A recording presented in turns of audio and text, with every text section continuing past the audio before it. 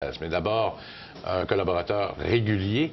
On ne le voyait pas souvent ici dans nos studios, mais comme c'est le résumé de fin d'année, il a accepté d'emblée de venir nous voir, Julien Mboni d'Aleni. Bonjour Julien. Oui, bonjour François. Alors, beaucoup de choses à discuter encore une fois au cours de cette journée. Une année qui n'a pas connu de grosses performances. On va regarder d'abord la performance des trois principaux indices nord-américains. On regardera peut-être un peu plus le Nasdaq plus tard. Parlez-nous un peu de ce que vous avez observé pour l'année 2015. En fond, ce qu'on va voir aujourd'hui, c'est partir du top-bottom. Donc, ce qu'on voit, c'est que la performance du S&P 500 a été stable. Donc, ça a été en dents de scie. On pourrait dire que c'est une année de transition. Donc, c'est à peine 0 %. Vous avez le Dow Jones aussi qui a fait du surplace. Si on tient compte des versements de dividendes, je pense que c'est 1 %. Mais là, sans tenir compte de ça, c'est moins 1 %. Puis, vous avez le TSX au Canada que là, ça a été une année négative, moins 10 %. Donc là, je ne sais pas avec les dividendes, mais quand même, là, vraiment, le marché canadien là, a eu de la misère.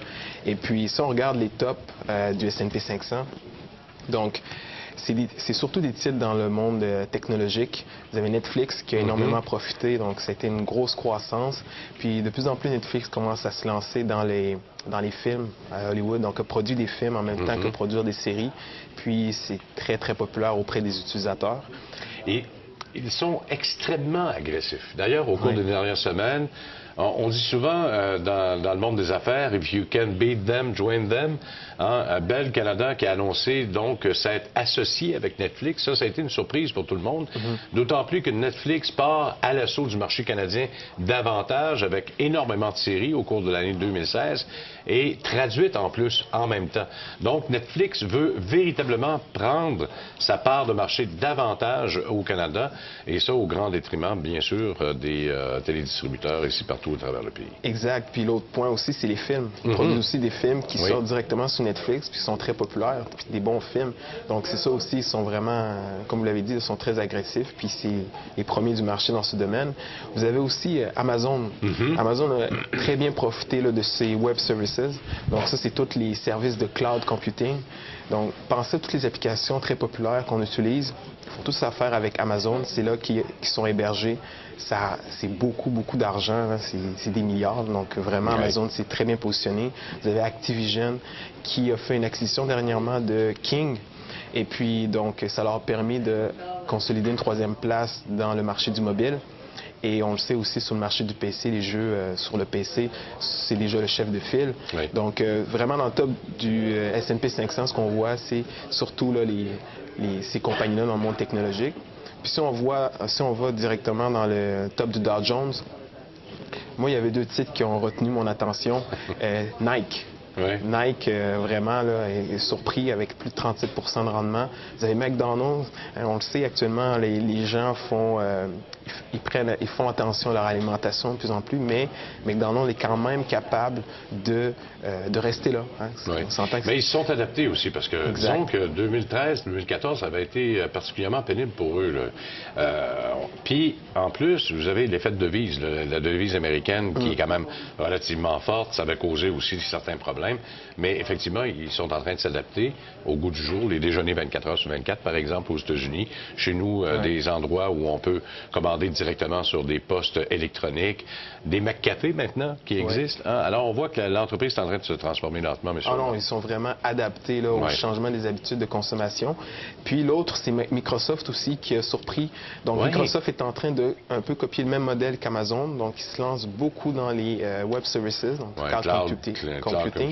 Puis avec leur plateforme Azure, encore une fois, là, parce qu'ils ont une force aussi. Puis ce qu'on voit aussi avec les systèmes d'exploitation, les Windows, de plus en plus, là, ça va être la même chose. Là, ils vont t'offrir des plateformes où héberger ton information.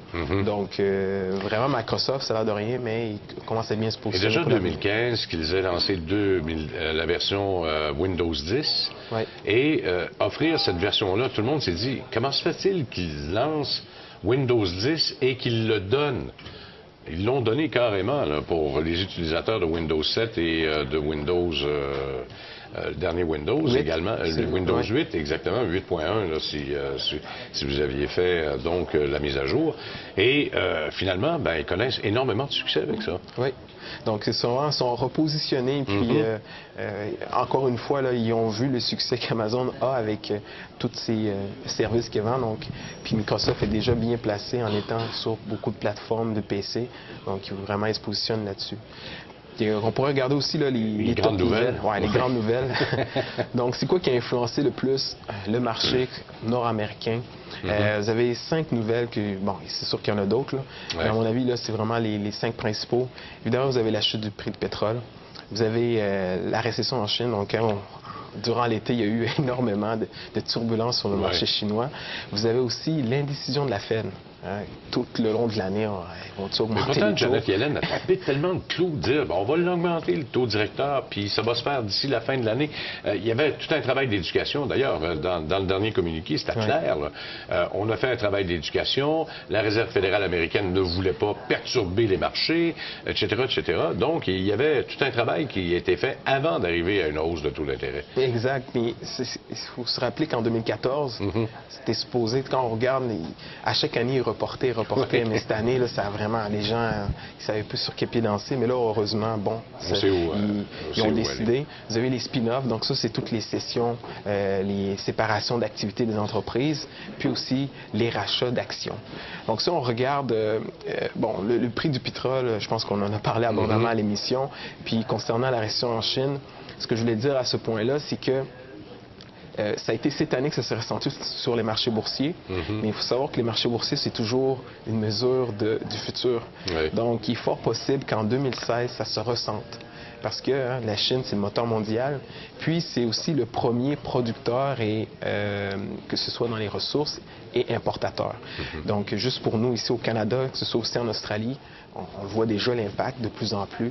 Donc vraiment, il faut faire attention en 2016. Je pense que c'est là que ça va se ressentir, tout ce ralentissement qu'il y a eu cette année au niveau de la Chine. C'est parce que la Chine aussi, il faut quand même comprendre qu'il y a eu tout un revirement de pensée, là. Il y a un paradigme qui a changé. On ne veut plus nécessairement être l'exportateur numéro 1. On veut que ce soit la consommation intérieure qui fasse progresser l'économie.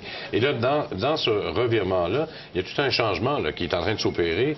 Et ça se fait pas du jour au lendemain. Ça virer un paquebot de bord, ça se fait pas sur un dissous, là, comme on dit ici en bon québécois. Donc, la Chine a encore beaucoup de travail à faire. Exact. Puis ça aura un impact sur toutes ces multinationales qui sont de près ou de loin impactées par la Chine. Regardez tous ces compagnies dans le monde technologique ou ailleurs. Leurs fournisseurs souvent proviennent de la Chine. Donc, comme vous l'avez dit, s'ils commencent à restreindre leur marché, que ça vienne de l'intérieur, mais ça a un impact là, sur eux.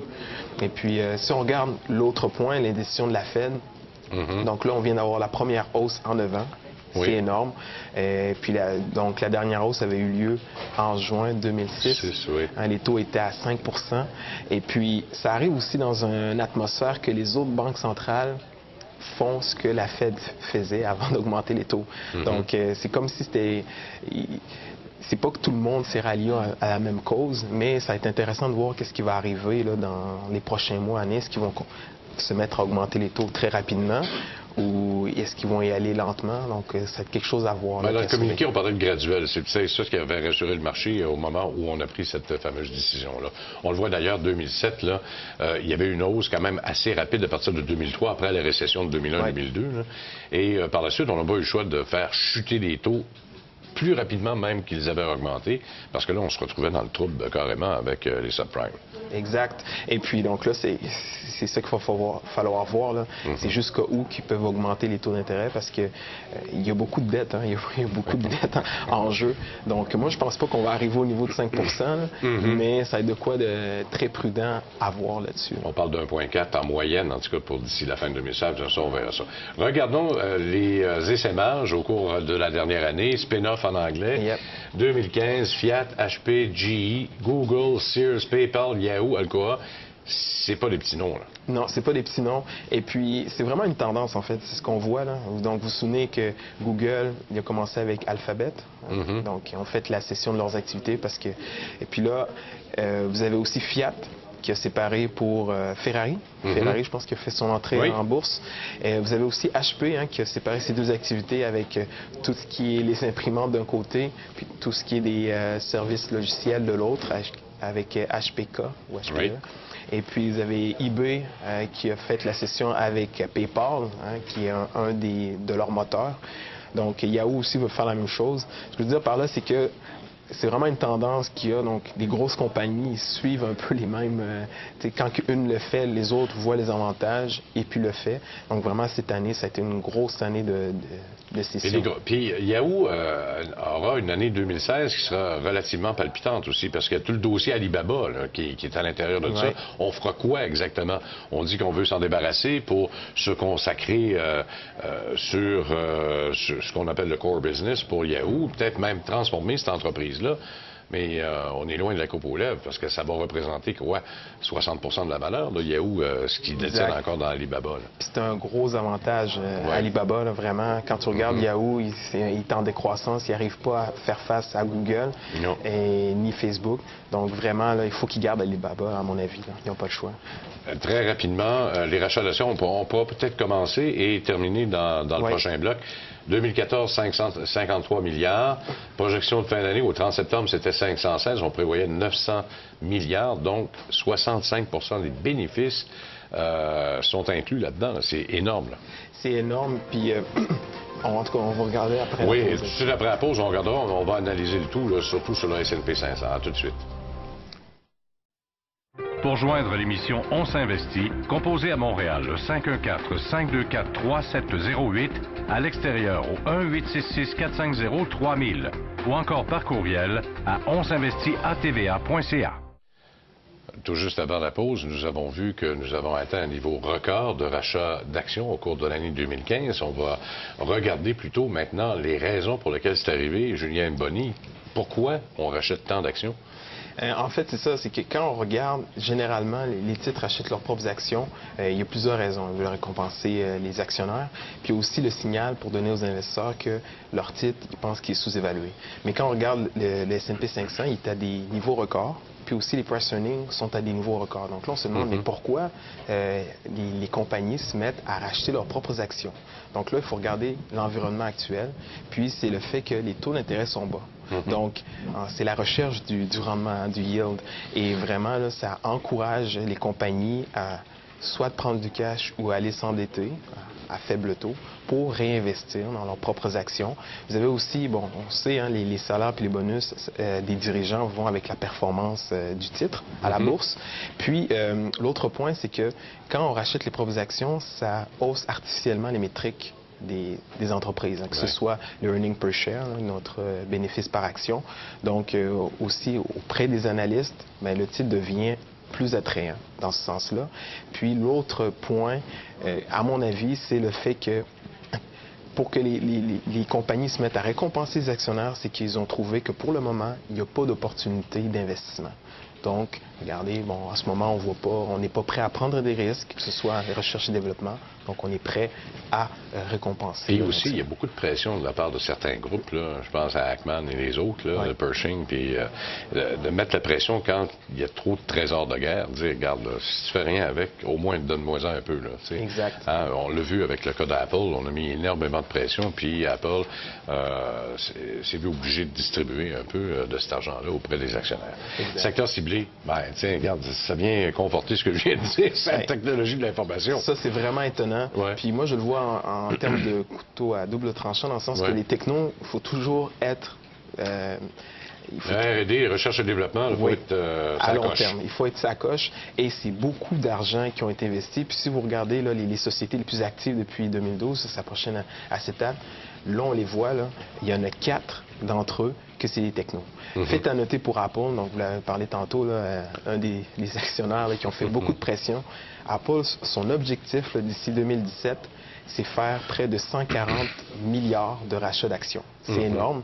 Il faut savoir que la compagnie a environ 200 milliards en fait, en cash, mais vu que les taux sont bas, ils empruntent cet argent-là pour pouvoir racheter leurs propres actions. Vous avez Microsoft, Wells Fargo, Intel puis Quantum. Donc vraiment 4 des technos qui se mettent à mettre des milliards pour réinvestir dans leurs propres actions. Surprenant de la part d'Intel, parce qu'ils ont besoin également de beaucoup de recherche et développement pour se tenir à la page, là, parce qu'il y a beaucoup de concurrence dans ce domaine-là.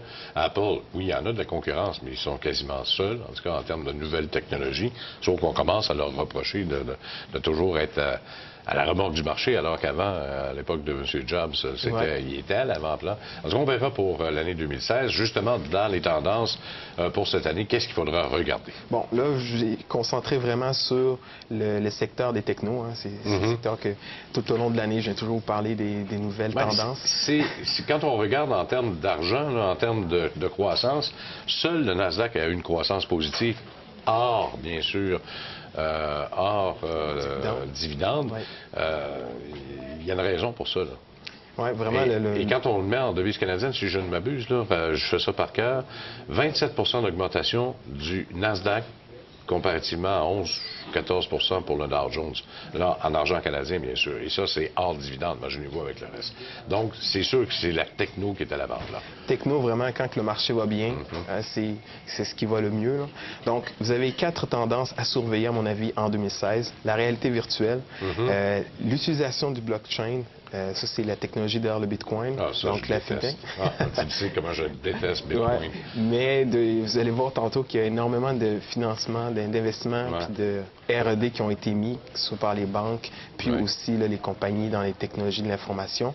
Vous avez les Internet of Things, hein, tous les petits gadgets, la santé, puis le marché du partage. Donc, si on regarde là, la réalité virtuelle, donc ça, vous avez les compagnies telles que Facebook qui ont leur appareil Oculus, donc se sont alliés avec Microsoft. Vous avez aussi Sony, hein, qui a son appareil, c'est Morpheus. Et puis l'autre, c'est celui de... je ne me souviens plus lequel, mais ce que je veux dire par là, c'est qu'il y a Google aussi qui est là-dedans, mais Google, ils sont dans le secret.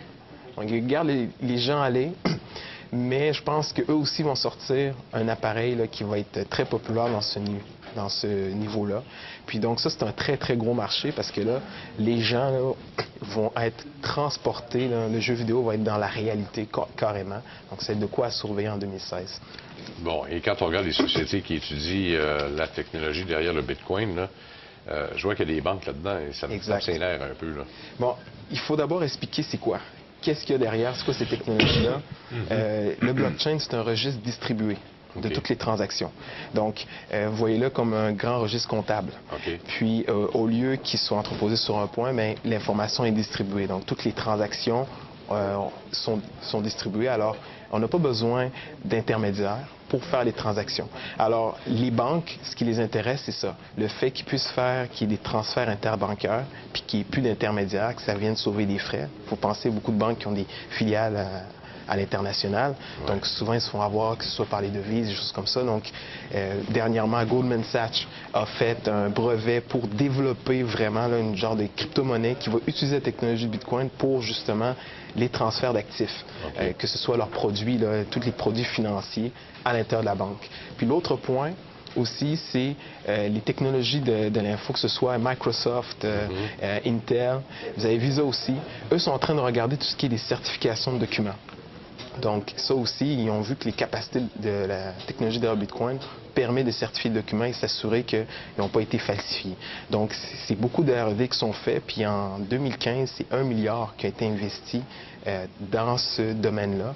Puis quand on regarde dans les technologies, les fintech, le blockchain, c'est vraiment le secteur là, qui a reçu le plus de hype. On peut penser à Mme Blythe Masters, qui a parti une start-up dans le domaine du Bitcoin, justement, parce qu'après avoir ramené ça au monde bancaire.